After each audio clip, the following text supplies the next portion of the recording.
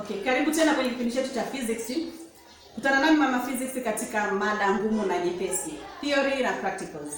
Tupo kwenye experiment number 10, oscillation of a tube in a liquid. Apart from the oscillation of a tube in a liquid, there is the oscillation of a liquid in a U-tube. Tuliprove kwamba oscillation of a liquid in a U-tube performing a simple harmonic motion, na pia oscillation of a tube in a liquid performing a simple harmonic motion. Kwa kama tulivyo discuss kwenye theory yetu, tukaverify kwamba acceleration is direct proportion to the negative displacement, which is the condition for the simple harmonic motion.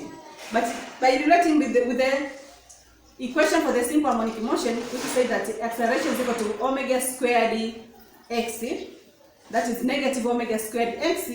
Ukiequate pale unapata omega squared is equal to acceleration ambayo x na x zitakwisha. Tukitengeneza vizuri tutapata value of g. Periodic time t.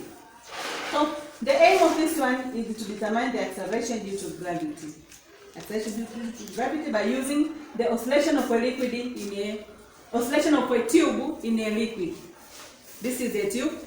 We have been provided with a tube, a rubber band, a stopwatch, cylindrical container, water inside, a sand, some sand here. After then, set up an apparatus as shown in this figure. It says that pour water into the cylindrical container until the level is about 2 centimeters from the top. This is the water. Water from the top of the beaker to this mark here, it is 2 centimeters. After then, float the boiling tube into the water in the container. Add sand gradually into the boiling tube until the tube sinks from the 12 centimeter mark. Rubber band is at 12 centimeter mark from the bottom. By using a ruler, you can measure the distance here to 12 centimeters. Then weka namna hii. After then, add sand gradually. Add sand gradually.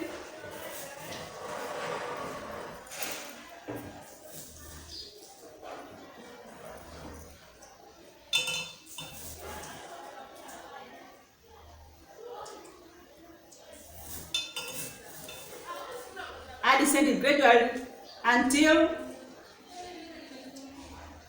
our tube stands vertically without touching the size of the container, but at 12 centimeter mark.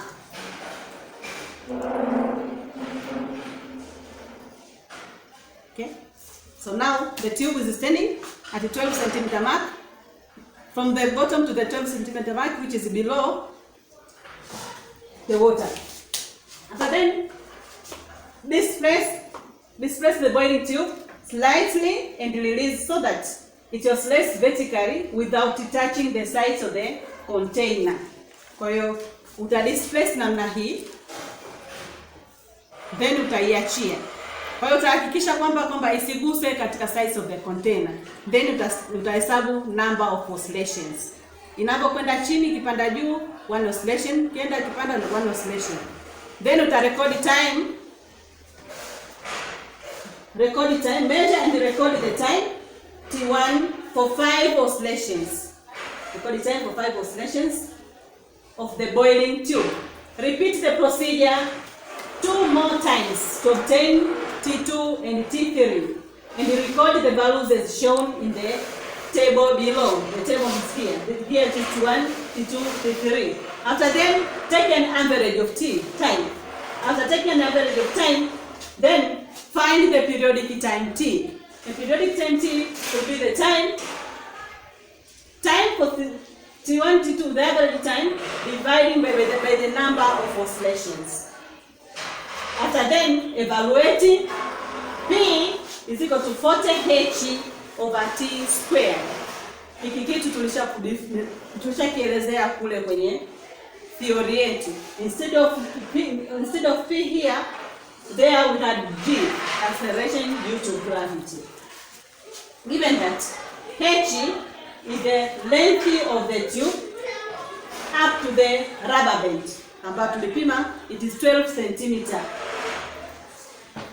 And T is the value obtained in B above. So we need to evaluate this value of P. The value of P from the theory is the value of the acceleration due to gravity.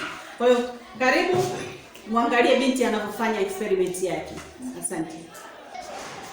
Tunaendelea na experiment yetu kama tulivyo set apparatus zetu.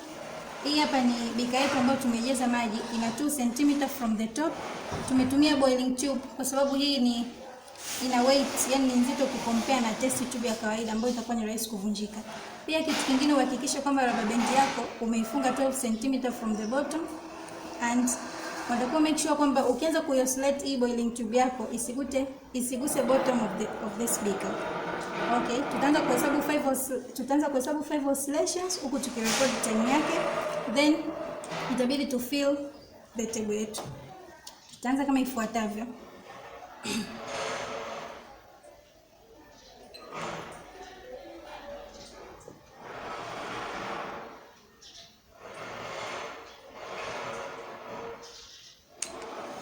Okay, tumepata muda wetu ni 3.39 seconds. Kwa hiyo utaendelea na procedure hii kutafuta T2, yani tutarudia mara ya pili, tutarekodi T2, tutarudia mara ya tatu, tutaendelea na T3, then itabidi utafute average ambayo tutachukua T1 plus T2 and T3, divide by 3, tutapata average T. Then we have to calculate the periodic time ambayo tutaipata kwa kuchukua hii average time, divide by 5 ambayo ni number of oscillations.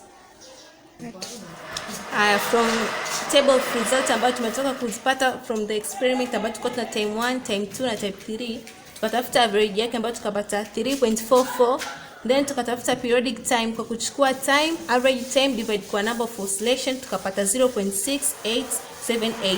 Lakini from our question we have been told that to evaluate the value of P equals to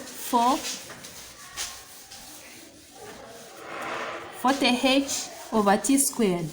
But P represents acceleration due to gravity and h is the length of the boring tube from the bottom to the rubber band mark. Then P equals to 40, but h is 12 cm from the question. Divide by t square, which is 0.6873. 0.6873 squared. Kwa tutaenda kuingiza value zetu ili kupata jibu ambayo itakuwa acceleration due to gravity.